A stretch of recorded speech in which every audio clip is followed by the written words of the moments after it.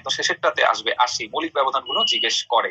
তাহলে যে কোনো কিছু যদি তুমি নিজের মতো করে, ধরো আমার নাম সাকি, আমি নিজের নামে একটা স্কেল বের করতে চাই, ঠিক আছে, সাকি স্কেল, তাহলে আমার নিজের মতো করে একটা গলনাঙ্ক বের করতে হবে, নিজের মতো করে একটা স্ফুটনাঙ্ক বের করতে হবে। এবার দেখি বিভিন্ন স্কেল গুলোর মধ্যে আসলে সম্পর্ক। ধরো আমি যে একটা স্কেল বানাইলাম এস সাকি, এই সাকি স্কেলের সাথে বাকি স্কেল গুলো যদি মিলাইতে চাই আমার কি করতে হবে? তাহলে এখানে বসবে কেলভিনের সাথে সেলসিয়াসের সাথে সম্পর্ক করলে এস এর বদলে বসবে সি। এম তাহলে কত? 0 ডিগ্রি সেলসিয়াস ছিল।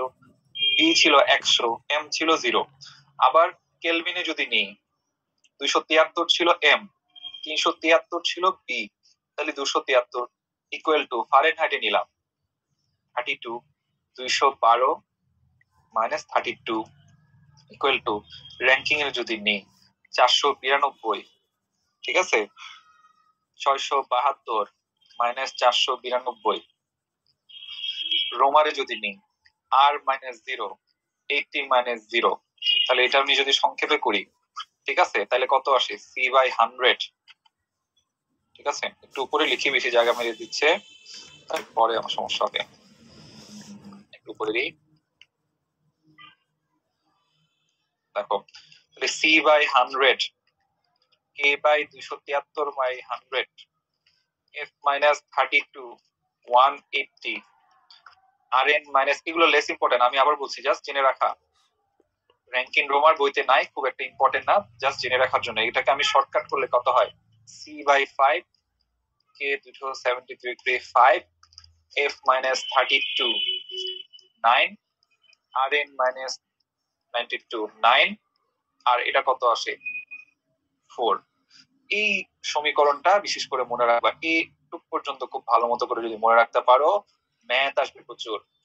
যেমন একটা ম্যাথ আসে, কত ডিগ্রি সেলসিয়াস তাপমাত্রা বা ফরেনহাইট ডিগ্রির তাপমাত্রায় কত ডিগ্রি সেলসিয়াস এবং কত ডিগ্রি তাপমাত্রায় সেটা হলো সেলসিয়াস এবং ফরেনহাইটে কত ডিগ্রিতে সমান হবে। এই ধপাধপ লিখে ফেলতেছে 40। 40টা কিভাবে আসে? দেখ, সেলসিয়াস আর ফারেনহাইট সমান কোন তাপমাত্রায়, সেটাকে ধরলাম এক্স।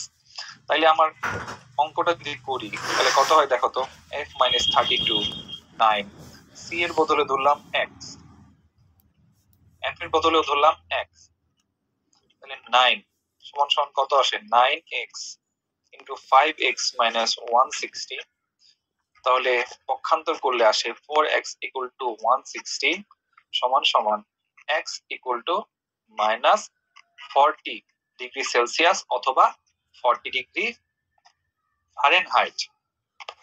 তাহলে এই যে এটা আমরা মুখস্থ করি, অনেক অঙ্ক আসে বারবার এমসিকিউ, এই জন্য আমরা সবার মুখস্থ, বাট কিভাবে বের করতে হয় এই সমীকরণটা ইউজ করলেই বের করতে পারবা। এই ম্যাথটা খুবই খুবই খুবই ইম্পর্টেন্ট ভার্সিটি এবং মেডিকেলের জন্য। কারো বুঝতে সমস্যা? কারো বুঝতে সমস্যা? ওকে, আমি তাহলে সামনের স্লাইডে যেতে পারি। একজন বলছে লেখা দেখতে পাচ্ছ না ভাইয়া, যারা লেখাটা দেখতে পাচ্ছ না তার হচ্ছে নেট সমস্যা। আচ্ছা, এবার দেখো, এই ম্যাথটা আসলে যখন বলবে সেলসিয়াস এবং ফারেনহাইট সমান হবে, তখন সেলসিয়াস আর ফারেনহাইট কে আমার সমান সমান এক্স ধরে বস করতে হবে। তাহলে এই সি এর বদলে এক্স, এফ এর বদলে এক্স যদি আমি বসাই, ফাইনালি মানটা চলে আসবে। তো সমস্যা নেই, পারবা। আচ্ছা, এবার চলে আসি তাপগতিবিদ্যার প্রথম সূত্র। তাপগতিবিদ্যার প্রথম সূত্রটা আসলে দেখো, জুল খুবই সাদাসিধা মানুষ, তিনি সহজেই বলে দিলেন কি হবে, কাজ এবং তাপ সমান হবে। ঠিক আছে, কাজ এবং তাপ সমান হবে। কিরকম? যে কোনো কাজ যখন আমরা করি, যে কোনো কাজগুলা আমরা যখন করি, তখন দেখা যায় কি, ধরো তুমি একটা কাজ করলা, দৌড়াদৌড়ি করলা, সাইকেল চালালা, রিক্সা চালালা, মেয়েরা ঘর ছেড়ে দিলা, বাসন কোসন ধুইলা, কাপড় ধুইলা, কি হবে দেখবা শরীর অনেক গরম হয়ে যায়। তাহলে যে কোনো একটা কাজ যদি করো, ওই জিনিসটা অবশ্যই গরম হবে। তাহলে তাপ এবং কৃত কাজ পরস্পর সমানুপাতিক, তুমি যত কাজ করবা তত বেশি তাপ তৈরি হবে। তাহলে এখান থেকে একটা ধ্রুবক আসে, সেটা হলো আমার জে। জে মানে হলো ডাব্লিউ বাই কিউ, এটার একক হলো জুল পার ক্যালোরি। এটাকে বলা হয় তাপীয় তুল্যাঙ্ক। ঠিক আছে, জুলের তাপীয় তুল্যাঙ্ক। এই জুলের সূত্রটা একদম সহজ, সো এত ঝামেলা নাই। ক্লসিয়াস যেমন বললেন না, ক্লসিয়াস বুঝে গেছে তোমাদের ক্যারেক্টার কেমন। ক্লসিয়াস বলবো না পোলাপান ভালো না। কোথাও যদি কিউ পরিমাণ শক্তি দেওয়া হয়, কিউ পরিমাণ শক্তি দেওয়া হয়, ঠিক আছে, তখন কি হবে? দেখো, বাজারে যদি ছেলেদেরকে স্পেশালি যেটা করে, আম্মু যদি বাজার করার জন্য 500 টাকা দেয়, তুমি 450 টাকার বাজার করলা কোনোভাবে, আর 50 টাকা যদি বেঁচে যায়, এটা কি করো? এটা নিজের পকেটে যায়, তাই না? নিজের পকেটে যায়। তাহলে তোমার কি বাড়ে? তোমার আভ্যন্তরীণ শক্তিটা বাড়ে, তোমার নিজের অবস্থা বাড়ে, নিজের টাকা পয়সা বাড়ে, তাই না? তাহলে ক্লসিয়াস যেটা বলে, কোথাও যদি কোনো কাজ করার জন্য ডিকিউ পরিমাণ তাপ দেওয়া হয়, তাহলে কাজ হবে কিছুটা, কাজের সাথে যেটা হবে অভ্যন্তরীণ শক্তির পরিবর্তন হবে। এটা হলো অন্তস্থ শক্তি, এটা হলো তোমার অন্তস্থ শক্তি।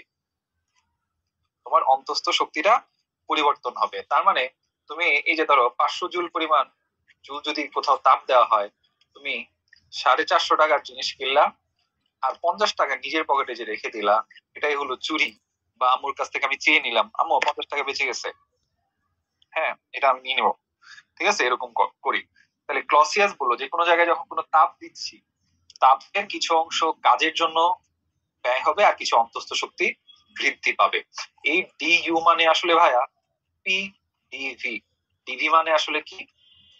আয়তন পরিবর্তন, আয়তন পরিবর্তন। বুঝে গেল? এই সূত্রটা একটু ভালো মতো মাথায় রাখো, খুব ভালো মতো মাথায় রাখো, এটা বারবার সামনে দরকার হবে, বারবার সামনে দরকার হবে। জাস্ট মেনে রাখবা, কোথাও যদি তাপ দেওয়া হয়, সেটার কিছু অংশ কাজে রূপান্তরিত হবে, আবার কিছু অংশ অন্তস্থ শক্তি বাড়াই দিবে। আচ্ছা, এবার দ্বিতীয় সূত্রে আসো। দেখো, দ্বিতীয় সূত্রে সবগুলো মাত্র উপস্থিত। আচ্ছা, একজন প্রশ্ন করলো ডিভি এর পিটা কি? এই পিটা হলো চাপ, নট চাপের পরিবর্তন, শুধু চাপ। আর এই ডিউ মানে অন্তস্থ শক্তির পরিবর্তন, আর ডি মানে বোঝাচ্ছে, ডি কিউ মানে হলো তাপের পরিবর্তন। এগুলো দিয়ে সব পরিবর্তন বোঝাচ্ছে। শুধু পি মানে পি কোনো পরিবর্তন হবে না, পি সবসময় একই থাকবে। আচ্ছা, এবার দেখো, ক্লসিয়াস, কেলভিন, প্ল্যাঙ্ক, কার্নো, এরা হলো কে জানো? আমাদের স্কুল কলেজে বিতর্ক দল থাকে না, এরা হলো প্রত্যেকেই বিতর্ক দলের সভাপতি। কোনো একটা বিষয় নিয়ে, ছোটখাটো কোনো বিষয়, তাদেরকে টপিকটা ধরাই দিলে হবে। যারা দেখবা ডিবেটার থাকে, দিনের পর দিন ঝগড়া করতেই থাকবে, এবং তারা ঝগড়াঝাটি করে বিভিন্ন জায়গায় পুরস্কারও নিয়ে আসে। জাতীয় পর্যায়ে মাঝে মাঝে দেখবা বিটিভিতে দুইটা পক্ষ খালি গলা ফুলায়, একদম গলা তার ছিঁড়ে যাবার মতো অবস্থা। তাহলে ক্লসিয়াস, কেলভিন, প্ল্যাঙ্ক এরাই ছিল। হুদাই একটা জিনিস নিয়ে এক একজন এক এক রকম কথা বলছে, এবং পরীক্ষায় যখন জিজ্ঞেস করে তোমাদের তো বিপদে পড়া লাগে, তাই না? তাহলে এত বড় বড় বিবৃতি কিভাবে মনে রাখবা? এবং কথাগুলো কাছাকাছি, উচ্চ তাপ, নিম্ন চাপ, শীতল বস্তু, গরম বস্তু কাছাকাছি, কিভাবে মনে রাখবো? ঠিক আছে, দেখো। আচ্ছা, এখানে যারা ডিবেটার আছো তারা মন খারাপ করবে না, আমি মজা করার জন্য বললাম, আমি নিজেও একজন ডিবেটার ছিলাম। ঠিক আছে, আমি অ্যাকচুয়ালি নিজেকে নিজে পচাইলাম। আচ্ছা, বিবৃতিগুলো মনে রাখার জন্য কি করতে হবে? দেখো, তুমি দেখো, প্রত্যেকটা বিবৃতিতে একটা স্পেশাল ওয়ার্ড বের করবা। স্পেশাল ওয়ার্ড কিরকম? দেখো, ক্লসিয়াসে এই যে স্বয়ংক্রিয় যন্ত্র, এই ওয়ার্ডটা আছে। আমি একটু কালারটা চেঞ্জ করি, তাহলে তোমাদের বুঝতে সুবিধা হবে। কেলভিনে দেখো অবিরাম কথাটা আছে, অন্য কোথাও নাই। প্ল্যাঙ্কে ইঞ্জিন কথাটা আছে, এটা অন্য কোথাও নাই। কার্নোতে যান্ত্রিক বা যন্ত্র কথাটা আছে, অন্য কোথাও কিন্তু এটা নাই। ঠিক আছে, তাহলে এবার একটা শর্টকাট দিয়ে পুরোটা মনে রাখতে পারো। শর্টকাটটা কি? যারা আগে ক্লাস করেছো তারা জানতে পারবা, পি মেডিকেলে ক্লাসের বাইরে, ক্লাসের বাইরে কার্য ওকে পায়। তাহলে এই ক্লাস মানে হলো ভাইয়া ক্লসিয়াস। কিভাবে মিলাবা? দেখো,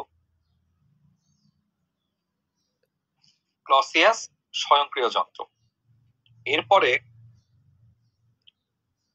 বাইরে দিয়ে কিছুই হবে না, কার্য দিয়ে হবে ভাইয়া এই যে কার্ণ, কতে কার্ণ, যতে যন্ত্র। ওকে, ওকে দিয়ে কি হবে বলো তো ভাইয়া? ফটাফট তোমরা নিজেরাই কিন্তু পারবা। ওকে দিয়ে কি হবে? ওকে দিয়ে হবে ভাইয়া এই যে অবিরাম কেলভিন, ঠিক আছে। এরপরে পাই দিয়ে কি হবে? পায়ের জন্য কি রং দেওয়া যায়, কি রং দেওয়া যায়, কি রং দেওয়া যায়? তাহলে হলুদ দিয়ে দিই। হলুদ দেখা যাবে কি?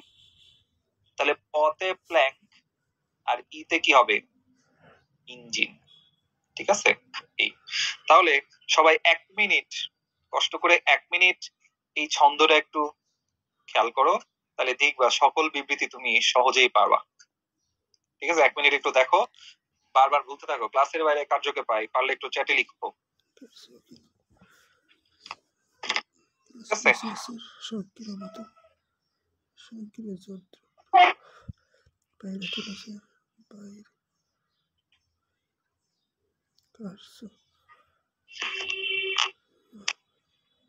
আচ্ছা, এখন যেটা করতে হবে সেটা হলো আমাদের সত্য মিথ্যা যখন আসবে আমাদের পুরো বিবৃতিটা পড়া লাগবে না। এই জাস্ট একটা দুইটা ওয়ার্ড কিওয়ার্ড জানলে আমি পুরোটা পড়া শেষ করতে পারবো। তাহলে আমরা আবার পড়া রিভিশন করে দেখি। সবাই ফটাফট বলো তো, তাপগতিবিদ্যার দ্বিতীয় সূত্র থেকে কি কি জিনিস পাওয়া যায়? কি কি জিনিস পাওয়া যায়? একটা পাই হলো টাই দিয়ে মনে রাখছিলাম, তাই না? ই দিয়ে কি ছিল? এন্ট্রপি। ই দিয়ে আরেকটা কি ছিল? ইঞ্জিন। আরেকটা কি ছিল? রেফ্রিজারেটর। বোঝা গেল? আচ্ছা, এবার চলে আসি সমুষ্ণ এবং রুদ্ধতাপীয়। সমুষ্ণ যখন পড়বো মানে মনে রাখবো, তোমাদের এখানে অনেকগুলো প্রক্রিয়া দেওয়া আছে। সমুষ্ণ মানে মনে রাখবো সমান উষ্ণতা। সমুষ্ণ মানে সমান উষ্ণতা, মানে হলো তাপমাত্রা সমান। আচ্ছা, এরপরে দেখো সমান তাপ যদি হয়, সমান তাপ মানে আসলে তাপের পরিবর্তন শূন্য, সেটা হওয়ার কথা ছিল সমতাপীয়, কিন্তু বইতে আসলে বলছে রুদ্ধতাপীয়। রুদ্ধতাপীয়, তাহলে অপশনে যদি কখনো থাকে সমতাপীয়, অপশনে যদি কিছু থাকে সমতাপীয়, সমতাপীয় প্রক্রিয়া বলে কিছু নাই, ঠিক আছে। এটা মাথায় রাখা যাবে না। তাহলে কোথাও যদি তাপের পরিবর্তন না হয় সেই প্রক্রিয়াকে আমরা বলবো রুদ্ধ তাপীয়। এদের দুইটা বৈশিষ্ট্য আর শর্ত খুব ভালো মতো করে পারা লাগে। এবার আমরা একটু বইতে যাই, বইতে আসলে কিভাবে বলা আছে এগুলো একটু আমরা একটু দেখি, শর্টকাটে আমরা পড়তে পারবো। কিভাবে পড়তে পারবো দেখো,